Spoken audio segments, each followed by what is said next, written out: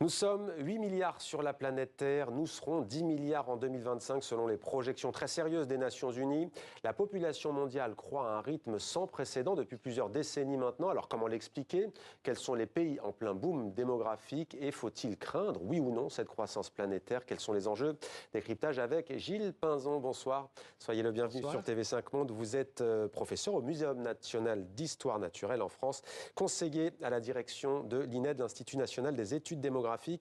Alors d'abord, comment procédez-vous pour dire que la population mondiale va augmenter? En tout cas, comment l'ONU procède, puisque c'est votre centre d'intérêt? Et quels sont les facteurs? Comment on peut savoir si ça va augmenter ou ça va baisser? On voit notamment ces chiffres, 2,5 milliards en 1950, 9 milliards 700 millions en 2050, 2100, on verra plus tard. Comment faites-vous? Alors, les chiffres dont on dispose, ils sont issus des recensements et tous les pays ont effectué ou effectuent des recensements régulièrement. Par ailleurs, les naissances et les décès sont enregistrés dans la plupart des pays. Alors, au nord, ça fait déjà de nombreuses décennies, voire siècles, qu'on enregistre toutes les naissances. Mais ça, c'est un instant T. Oui, une année A. Et donc on est en capacité d'estimer la population de chaque pays, et puis en faisant la somme, les Nations Unies trouvent un total mondial. Ouais. Et puis on est aussi en capacité d'estimer le nombre de naissances, le nombre de décès, même si dans une partie des pays du monde, toutes les naissances et tous les décès ne sont pas enregistrés, il en manque encore quelques-uns, mais ça progresse, et donc l'état civil fournit les effectifs de naissance et de décès. Donc c'est comme ça qu'on sait qu'on est à peu près 8 milliards. Alors il y a une incertitude de 1 ou 2%. Depuis novembre l'année dernière, c'est ça? Depuis novembre dernier. Et on sait aussi qu'il y a 2 fois plus de naissances que de décès, ce qui alimente une croissance de la population mondiale. Mais quelle est la marge d'erreur? Parce qu'en fait, il y a des pays où on le sait, parce qu'ils sont fermés, ne communiquent pas forcément et ne recensent pas forcément les décès, les natalités. On l'a vu d'ailleurs avec la pandémie de Covid-19. Oui, alors c'est de bonne pratique, et tous les pays s'y plient, d'effectuer des recensements de la population régulièrement et de le faire bien. Nulle part, même dans des pays tenus par des tyrans ou des dictatures, si vous voulez gérer le pays, c'est bien d'avoir des chiffres à peu près corrects sur la population, sur son évolution, sur sa répartition par âge. Donc, alors, vous parlez des décès et des naissances, mais ce qu'on voudrait comprendre, c'est que pays par pays, les Nations Unies, les démographes ne tiennent pas compte des facteurs de croissance, de développement, de maladies dans les années qui vont venir pour essayer de prédire, entre guillemets? Alors, ce que l'on connaît, c'est la situation aujourd'hui, en tout cas les évolutions au cours des années passées. Et les démographes, pour examiner ce que pourrait être le futur, ils font des projections de population. Et souvent, on prolonge les tendances observées au cours des dernières années. Alors justement, au cours des dernières années, au cours des dernières décennies, comment expliquez-vous ce phénomène de croissance mondiale continue depuis maintenant, donc cette croissance, elle a commencé il y a 2 siècles. On était 1 milliard seulement en 1800. Et 1 milliard en 1800. C'est l'époque où la population s'est mise à augmenter rapidement. Alors, d'abord en Europe et en Amérique du Nord, parce que c'est les premières régions du monde qui ont connu une baisse de mortalité liée aux premiers progrès socio-économiques et aux progrès de l'hygiène et de la médecine. Et donc, la population s'est mise à augmenter, mais ce mouvement de croissance démographique, il s'est étendu au reste de la planète quand les autres continents ont connu à leur tour les progrès socio-économiques et de la médecine qui ont fait baisser la mortalité.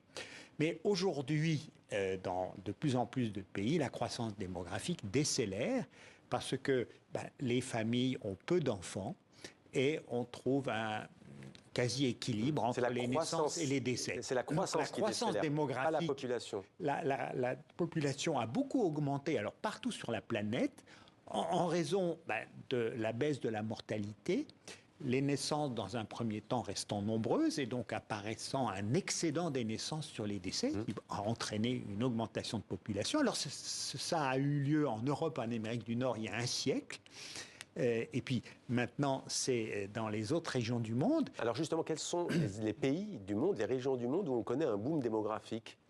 Alors, on peut faire un bilan mondial, c'est que si la population continue d'augmenter à l'échelle mondiale, c'est un rythme qui diminue, et ceci depuis 60 ans. Aujourd'hui, la population mondiale augmente à un rythme de un peu moins de 1% par an. Il y a 60 ans, le taux de croissance qui a atteint un maximum était de plus de 2% par an. Et donc, si la population continue d'augmenter à l'échelle mondiale, c'est un rythme qui décélère. Et dans leurs projections, les Nations Unies annoncent une poursuite de la décélération de la croissance. Comment l'expliquer? En raison de la baisse de la fécondité. Les femmes, les couples ont de moins en moins d'enfants à l'échelle mondiale. 2,3 actuellement. Mais pourquoi? Contre 5 il y a 50 ans. Alors il y a des disparités. Au Niger, c'est pas la même chose, par exemple. C'est un mouvement là aussi qui a pris naissance il y a 2 siècles. 6,7 enfants par femme au Niger, 0,9 enfants par femme en Corée du Sud. Alors là, vous citez les extrêmes. On a moins de 1 enfant par femme, en effet, en Corée du Sud.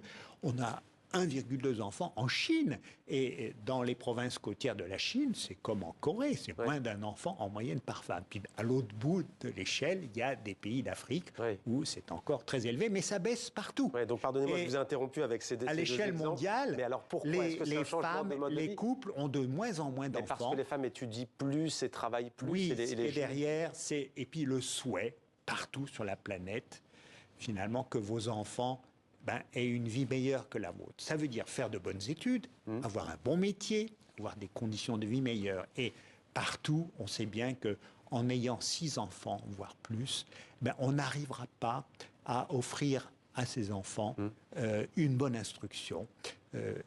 L'éducation, ça coûte. Et pourquoi? Et donc, il y a ce mouvement qui a commencé il y a déjà 1 ou 2 siècles dans les pays du Nord, de limiter volontairement les naissances, mais pour assurer une vie de qualité à ses enfants. Alors, dans le même temps, la mortalité, notamment infantile, baissait. Autrefois, on avait beaucoup d'enfants parce que le hasard faisait que peut-être aucun n'aurait survécu à l'âge adulte. Donc pour avoir des enfants qui devenaient adultes, il fallait en avoir beaucoup. Puis les enfants étaient aussi une assurance pour la vieillesse. C'était eux qui allaient s'occuper de vous quand vous seriez vieux. Maintenant, dans la plupart des sociétés, la solidarité entre les générations, elle s'effectue à l'échelle du pays. Alors justement, on va parler de solidarité parce qu'on parle beaucoup, on pense aux retraites quand on parle de population en France, mais aussi dans le monde. Pourquoi est-ce que, malgré l'exemple de la Chine où la population baisse, pourquoi est-ce que c'est le continent asiatique qui reste effectivement, à l'image de l'Inde, le pays où on est de plus en plus nombreux? Depuis très longtemps, la majorité de l'humanité vit en Asie. Alors, on n'a pas de recensement très précis quand on remonte quelques milliers d'années dans le passé, mais probablement que ça fait depuis très longtemps que le gros de l'humanité, plus de la moitié, vit en Asie. Et donc, aujourd'hui, c'est à peu près 60% de la population mondiale qui vit en Asie, avec des pays qui sont les premiers par la population, la Chine, l'Inde, 1,4 milliard chacun. Alors, actuellement, la croissance a beaucoup ralenti, la croissance démographique en Asie, parce que vous savez que les femmes en Asie mettent au monde moins de 2 enfants en moyenne chacune, 1,9 enfants. Alors, ça ne veut pas dire que la population de l'Asie s'est arrêtée de croître. Si vous prenez l'Inde, qui devient cette année le premier pays par la population, 1,4 milliard d'habitants. Quel mois, on sait? Peut-être que c'est déjà arrivé il y a 1 an ou 2, peut-être ça arrivera parce qu'il y a une incertitude sur la population à la fois de l'Inde et de la Chine. Mais les tendances sont claires. Et en Inde, les femmes mettent au monde moins de 2 enfants en moyenne chacune, ou juste 2 actuellement. Pourtant, la population de l'Inde continue d'augmenter à un rythme de 1% par an. Et elle pourrait atteindre 1,7 milliard au milieu du siècle. Est-ce qu'il faut s'inquiéter de cette population mondiale qui grandit? Ce qui étonne, en fait, ça vient de ce que la population indienne est jeune. Elle comprend beaucoup d'adultes en âge d'avoir des enfants. Même si chacun d'eux en a peu, ça fait beaucoup de naissances. Et puis la population est jeune, ça veut dire qu'elle a une proportion faible de personnes âgées. Or, en Inde, comme partout sur la planète, maintenant, la plupart des décès surviennent aux âges élevés, voire très élevés. Alors justement, le vieillissement est-il, pas le dire comme ça, mais est-ce qu'il faut s'inquiéter à la fois de la croissance de cette population mondiale, même si vous l'avez bien dit, elle tend à ralentir, et le vieillissement de la population? Oui, alors On parlait des retraites, ça pose des enjeux concrets. On sait que la population ne va pas continuer d'augmenter à l'échelle mondiale. On sait aussi, donc on va être autour de 10 milliards à la fin du siècle, peut-être un peu moins, un peu plus, mais on ne va pas être des dizaines, des centaines de milliards. Ça, c'est un premier résultat. On sait aussi que la population mondiale demain sera plus âgée qu'aujourd'hui. Elle comprendra une proportion plus élevée de personnes âgées et moindre de jeunes.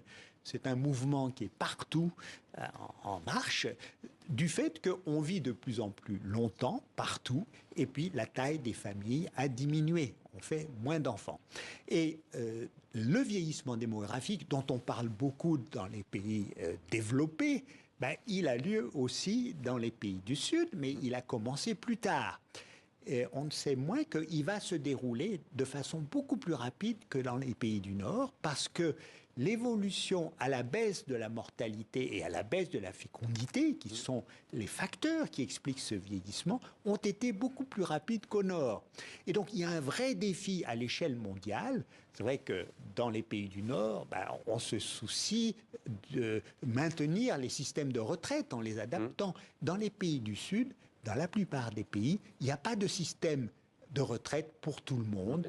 S'ils existent, c'est donc il y a un défi. Il y a un vrai défi. Si on ne veut pas que les actifs d'aujourd'hui, dans les pays du Sud, ne finissent leur vie dans la misère, il faut se dépêcher de bâtir des systèmes de retraite qui couvrent toute la population. Sinon, il va y avoir des gros problèmes. Alors, voilà. Pour justement les retraites dans les pays du Sud. Vous le dites, il nous reste une petite minute. Il y a cette enquête, c'est pas celle de l'ONU, c'est celle, il me semble, d'HSBC, qui dit qu'en 2100, nous serons 5 milliards à peine, 4 millions et quelques sur la planète.